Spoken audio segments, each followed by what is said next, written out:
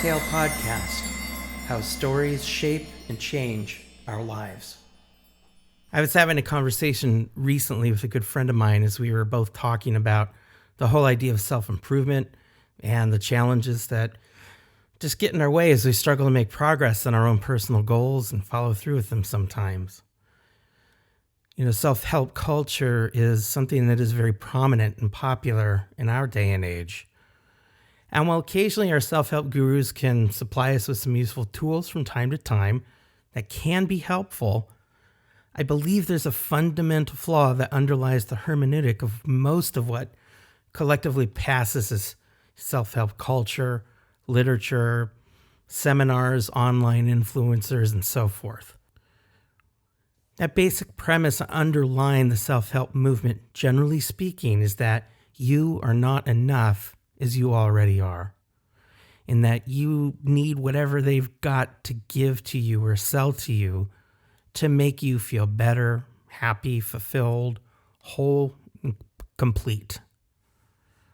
They keep you chasing after everything you didn't know you needed, while you concurrently ignore or just remain unaware of your own inner strengths and gifts and capabilities. Now, let me be clear. There's nothing wrong with learning or wanting to learn how to use new tools that can help all of us brave the confusing territory of self-growth, healing, self-improvement, life itself. After all, this is what I do as a therapist, and this is what I'm sitting here doing on this podcast, lest you think a certain irony peddling what I have to offer is lost on me. The question we ought to ask, however, is this. Is what I'm learning about from whomever I'm learning about it from teaching me to look more curiously inward toward my own known and unknown inner wisdom, gifts, strengths, or capabilities? Or is it pointing me outward to try and go and find something else that I don't have, that somebody else has, that I think I need to have in order to be fulfilled and happy in my own life?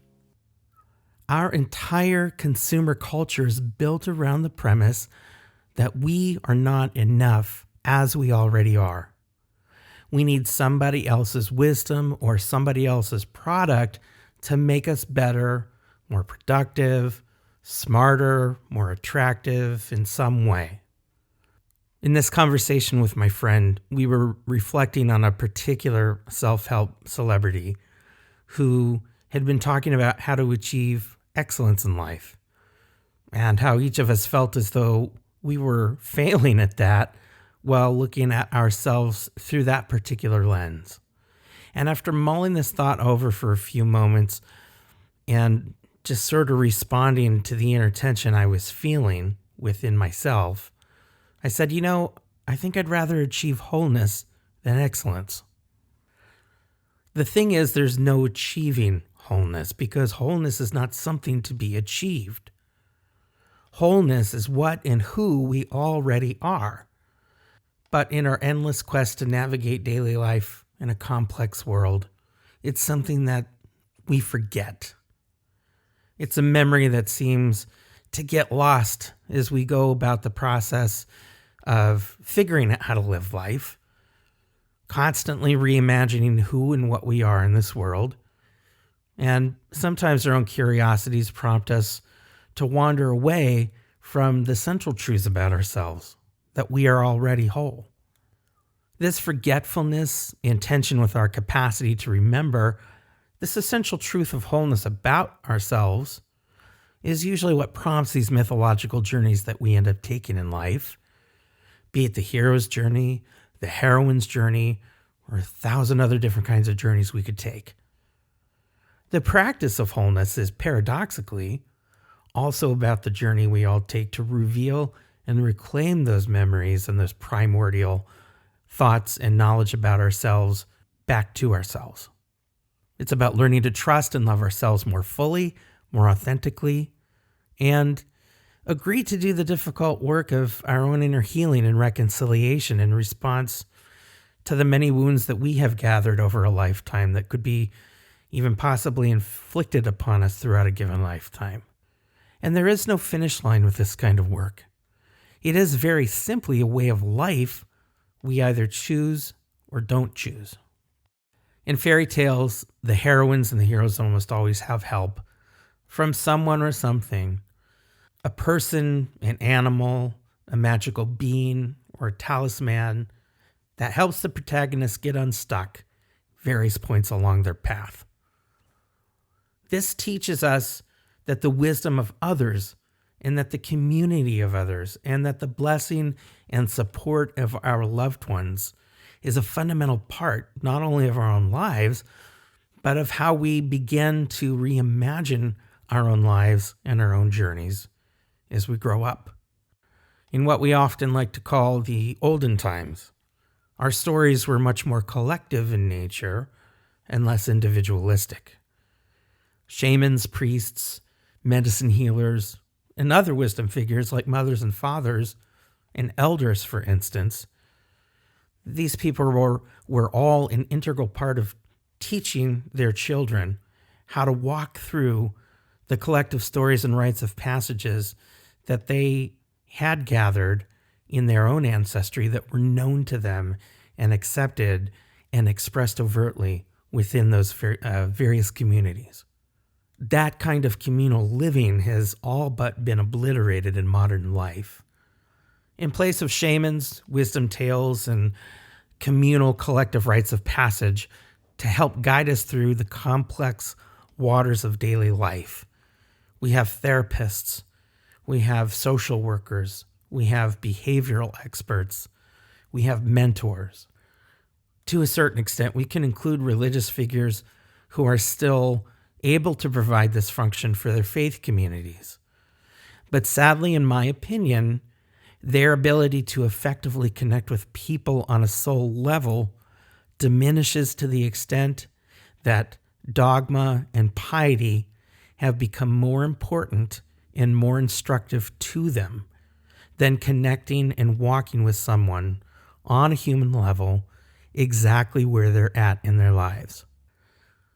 What has not changed, as far as we can tell, is that abiding fundamental human need for connection, community, affirmation, instruction, and validation.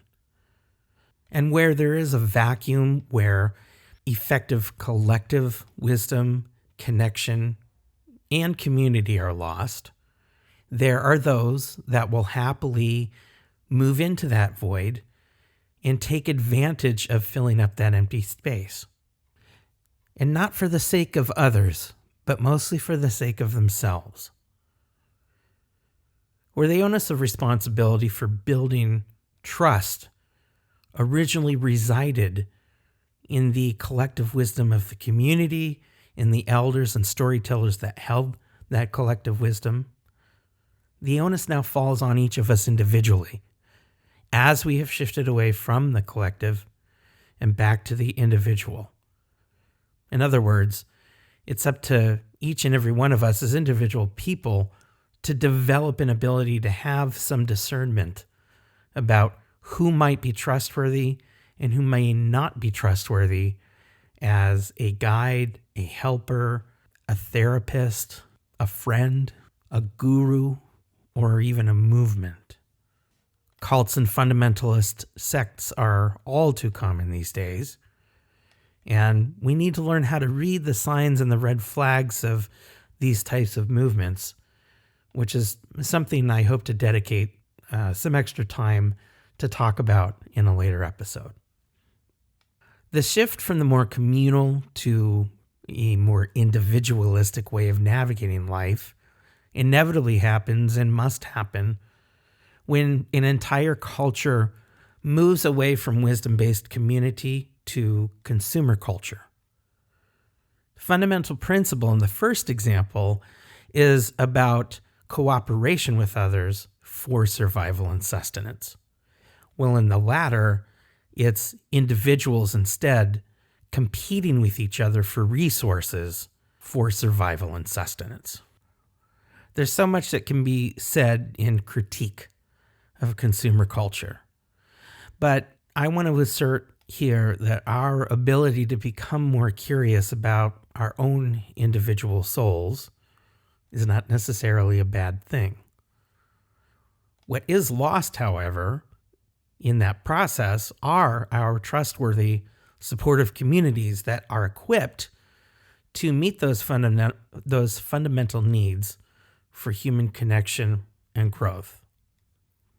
Conversely, we must also acknowledge the shadow sides of communal living in terms of their agreed and accepted upon rules, morals and mores, expectations, where sometimes there may be little to no room for individuals to become more curious about their own unique paths and journeys in life, especially if those paths are not particularly compatible with the needs and the expectations of the community in which they live.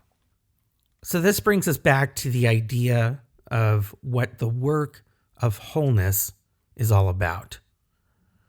Wholeness by necessity includes both the light side of things and the dark side of things.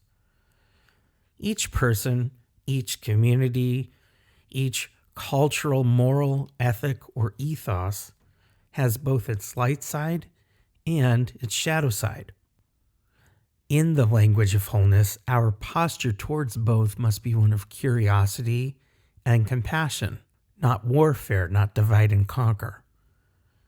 We so often find ourselves falling into that trap that what wholeness means is an absence of the dark stuff and complete access to happiness, redemption, salvation, whatever we want to call it, seems to depend on our abilities to get rid of rather than look at, acknowledge, and integrate our shadow selves. But the true work of wholeness reminds us that our task in this regard is very, very different, particularly when it comes to learning about our own shadows. In the language of wholeness, the work is about creating balance more than making judgments. And that's difficult for us to accept simply because as human beings, we all have an instinctual evolutionary capacity to be able to make judgment about things. And we use our judgments for both helpful and unhelpful things. But when we mix judgment together with shame and fear, we end up coming up with a recipe for condemnation rather than curiosity, healing, and integration. If we can simply accept the realities of the shadow sides of all things, instead of just instantly going to war with them, we can and will be participating in the fundamental work of wholeness itself, which again is a restoration of remembering who we are originally. This is not to say that there's never a place for self-improvement or creating goals for ourselves in life, as long as we understand that those, by their nature, are going to shift and change over time, and that this is perfectly okay. Our ability to abandon perhaps an original vision or story of ourselves that turns out not to be all that great for a better or truer one, that's just as important as our ability to continue cultivating the tools we need to build and sustain new and life-giving stories in our lives that are helping push us back into the area of wholeness and giving life back to us rather than taking it away. It's our job to be just as curious about our shadows as we learn to be about our own light. What we ignore or bypass in the light of day when our waking selves are going about their business, we find ways to engage with more intentionally by dream journaling, meditation, different acts of creativity, mythopoesis, and storytelling, all of which can be vehicles to begin to see, acknowledge, and even express aspects of our shadows consciously, curiously, and compassionately. We no longer live in smaller, enclosed communities the way that our ancient ancestors did. We live, both for better and for worse, in a global community now, even if we're feeling profoundly disconnected from each other. We are aware of and connected to everything that happens, not just in our local communities, but anywhere and everywhere around the world. We have instant access to this knowledge through our electronic devices that most of us carry around in our pockets. So what does this mean for us? Well, for one thing, it means we're in the process of writing some new myths and stories about our species. The question I have to ask is, are we doing so consciously or blindly? That choice is and always has been up to us. It's one of my goals in this podcast to contribute whatever I can to help cultivate more of the former rather than the latter. And it's my hope that our exploration of powerful stories together here is just one of many effective and healing avenues, lenses, and methods for change and growth to encourage all of us to explore ourselves more honestly and authentically, and also take a look at the plight of our species with more curiosity and wisdom and less fear and suspicion. This is a place where I hope we can create some room or some space for such stories and communities to develop, however long or briefly they are meant to be lived and experienced. These first 6 episodes are by no means an exhaustive list of things to learn, to know, or understand about the power of stories and how we can learn to engage with them. But I believe they give us some important foundational concepts that can help orient ourselves towards stories in a way that encourages us to grow, learn, and heal. We'll continue to explore more interesting themes and motifs as we move forward from here. I look forward to having some guests and friends join me in these ongoing conversations that we're going to be exploring and sharing together.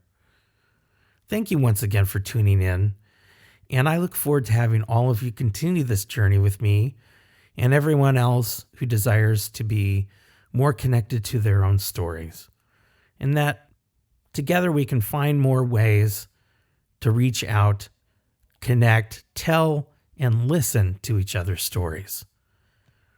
As always, take good care of yourselves, and I'll look forward to seeing you next time.